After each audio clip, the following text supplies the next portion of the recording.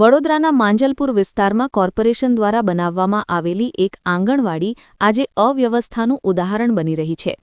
વડોદરાના માંજલપુર વિસ્તારમાં મંગલેશ્વર મહાદેવ મંદિર નજીક નિર્માણ વાટિકા સોસાયટીની બાજુમાં વડોદરા મહાનગરપાલિકા દ્વારા આંગણવાડીનું નિર્માણ કરવામાં આવ્યું છે, પરંતુ ઘણા સમય પહેલા તૈયાર કરાયેલી આ આંગણવાડી આજે ખસ્તા હાલતમાં જોવા મળી રહી છે।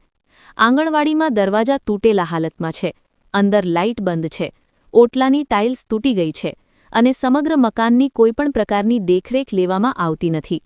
પરિણામે બાળકો માટે બનાવવામાં આવેલી આ સુવિધા બેકાર બની રહી છે। આંગણવાડીની બહાર પેવર બ્લોક લગાવી બાળકો માટે રમવાની ખુલ્લી જગ્યા પણ આપવામાં આવી છે, પરંતુ બાજુમાં આવેલી લિટલ ફ્લાવર શાળા દ્વારા આ જગ્યા પાર્કિંગ તરીકે ઉપયોગમાં લેવામાં આવી રહી છે। ત્યારે સવાલ એ ઊભો થાય છે કે શું કોર્પોરેશન દ્વારા આ જગ્યા બદલ કોઈ ભાડું વસૂલવામાં આવે છે કે પછી નિયમોને નેવે મૂકી દેવાયા છે? મોટો પ્રશ્ન એ પણ છે કે કોર્પોરેશન દ્વારા આંગણવાડી તૈયાર હોવા છતાં આજ દિન સુધી તેનો ઉપયોગ કેમ શરૂ કરવામાં આવ્યો નથી? શું કોઈના દબાણ હેઠળ આંગણવાડી કાર્યરત નથી કરવામાં આવી રહી? આ સમગ્ર સ્થિતિ જોતા સ્પષ્ટ થાય છે કે અહીં ભ્રષ્ટાચાર અને પ્રજાના ટેક્સના પૈસાનો ખુલ્લેઆમ વેડફાટ થઈ રહ્યો છે। હવે જોવાનું રહ્યું કે કોર્પોરેશન તંત્ર આ મામલે ક્યારે જાગે છે અને બાળકોના ભવિષ્ય માટે બનાવેલી આ આંગણવાડી ક્યારે કાર્યરત થાય છે। જી, અત્યારે આપણે માંજલપુર સ્મશાન અને મંગલેશ્વર મંદિરની સામે એક આંગણવાડી બનાવવામાં આવી છે અને કેટલા સમયથી આ આંગણવાડી બનાવવામાં આવી છે, પણ છતાંય આ આંગણવાડીનો કોઈ ઉપયોગ નથી કરતા। સરકાર એવા કેટલા પબ્લિકના રૂપિયા વેસ્ટ કરી રહી છે અને માંજલપુરમાં જોઈએ, બરોડામાં જોઈએ, ગુજરાતમાં કેટલી એવી આવી સરકારી જે આંગણવાડીઓથી લઈને કેટલાય એવું બનાવ્યું છે। એની પાછળનું કારણ છે કે જે મોટા મોટા નેતાઓ છે એમના જમાઈ સમાન જે એમના કોન્ટ્રાક્ટરો છે એ લોકોને કમિશન ને એ લોકોનો ફાયદો થાય એટલા માટે આવી આંગણવાડીઓ બંધ છે।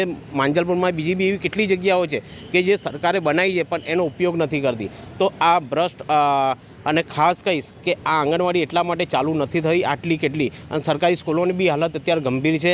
એની પાછળનું કારણ છે કે મોટા મોટા નેતાઓએ પ્રાઇવેટ સ્કૂલો કોલેજો ખોલેલી છે અને એ લોકો એમના કમાવા માટે એમના છોકરા જે બીજા છોકરાઓ એમના સ્કૂલમાં જાય અને સરકારી માના જાય એટલા માટે આવું નાટક કરી રહ્યું છે। તો મેં આપ સોશિયલ મીડિયાના માધ્યમથી કહેવા માગીશ કે આવી જેટલી બી બાલવાડી છે, સ્કૂલો છે, એને વ્યવસ્થિત ચલાવે અને જે પ્રાઇવેટ જે સ્કૂલો છે જે અત્યારે નેતાઓ જે જેનાથી પૈસા કમાય છે બંને જલ્દી એને બેન્ડ થવી જોઈએ અને એવી સુવિધા એ સરકારી જે સ્કૂલો છે એમાં લાગવી જોઈએ, કેમ કે ભણતર એ બધાનો હક છે। તમે એક સામાન્ય માણસ અત્યારે ભણવા માટે કેવી રીતના કેટલું સંગ્રહ કરે છે કે એનું કોઈ લિમિટ નહીં, કેમ કે પૈસા કમાવા બી અત્યારે અઘરા છે અને છોકરાઓ પાછળ ખર્ચ કરવો એ બી અઘરો છે। તો ખાસ કંઈક કહીશ કે આ જે સરકારી સ્કૂલો છે એ વ્યવસ્થિત ચાલુ કરાવો અને આવી આંગણવાડીઓ છે એ બી ચાલુ કરાવો। ખાનગી શાળા આવી રહી છે અને એમનું બી પાર્કિંગ અહીં કરવામાં આવે છે, તેના માટે શું કહેવું? જી બિલકુલ, અત્યારે અહીંયા જે આપણે ઊભા છે એ અહીંયા બાજુમાં જ એક બીજી સ્કૂલ છે, એની ગાડીઓને બધું પાર્ક થઈ રહ્યું છે। પણ અને બીજું કે જે લોકોનો દબાણો હોય છે, જે ગરીબ વર્ગના હોય, લોકોનો દબાણોમાં ઇન્ટરેસ્ટ ધરાવતી હોય, માણસોને પોતાનું ઘર તોડવામાં મજબૂર કરતા હોય, તો આવી જગ્યાને એ લોકો કમ્પલસરી કમ્પાઉન્ડ મારીને એને સીલ કરે અને આવી આ જે આંગણવાડીઓની જેટલી બી છે એને બને જેટલું જલ્દી ચાલુ કરાવે। રવિરાજસિંહ સોલંકી, શ્રી રાજપૂત કરનેસાના મધ્ય ગુજરાત પ્રભારી।